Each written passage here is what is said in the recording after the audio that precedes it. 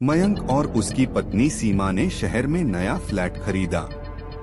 उन्हें flat number 707 मिला, जो 13वीं मंजिल पर था। लोग कहते थे कि उस फ्लैट में कुछ अजीब घटनाएं होती हैं, लेकिन मयंक और सीमा ने इसे केवल अफवाह मानकर अनदेखा कर दिया। पहली रात जब वे फ्लैट में सोने गए, तो आधी रात को सीमा को किसी के चलने की आवाज सुनाई दी। उसने मयंक को जगाया, लेकिन उसने कहा कि यह सिर्फ हवा की आवाज होगी। अगले दिन जब वे काम पर गए तो सब कुछ सामान्य था, लेकिन रात होते ही फ्लैट का माहौल बदल जाता था। दूसरी रात सीमा ने फिर से वही आवाजें सुनी। उसने कमरे के चारों ओर देखा, लेकिन कुछ नहीं था। तभी उसने देखा कि रसोई की लाइट अपने आप जल गई। मयंक ने यह देखकर सोचा कि शायद कोई बिजली की खराबी हो। तीसरी रात मयंक को लगा कि कोई उसके बिस्तर के पास खड़ा है। उसने आंखें खोली, लेकिन वहां कोई नहीं था। अब दोनों को यकीन हो गया कि फ्लैट में कुछ गड़बड़ है।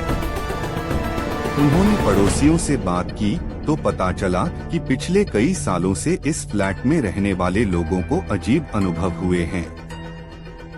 मयंक और सीमा ने फैसला किया कि वे इस रहस्य को सुलझाकर रहेंगे। उन्होंने अपने दोस्त राहुल को बुलाया, जो एक प्रेत भूत के मामलों का विशेषज्ञ था।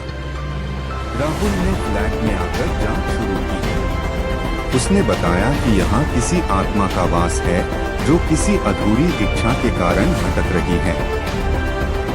राहुल ने एक पूजा की व्यवस्था की और आत्मा से संपर्क किया। आत्मा ने बताया कि वह एक महिला है, जिसे कई साल पहले इस फ्लैट में मार दिया गया था। उसकी आत्मा को शांति नहीं मिली थी, इसलिए वह यहाँ भटक रही थी। राहुल ने आत्मा की मदद करने का वादा किया। उन्होंने उस महिला के परिवार का पता लगाकर उसकी अधूरी इच्छा पूरी की। पूजा के बाद आत्मा को शांति मिली और वह हमेशा के लिए चली गई। अब फ्लैट नंबर 707 में मयंक और सीमा बिना किसी डर के रहने लगे।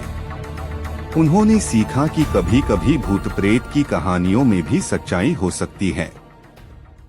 धन्यवाद दर्शकों इस हॉरर कहानी को सुनने के लिए।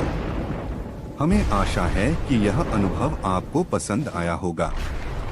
नई कहानियों के लिए इस चैनल को सब्सक्राइब करें और हमें अपनी राय देने के लिए कमेंट्स में बताएं। फिर मिलेंगे अगली कहानी में। धन्यवाद।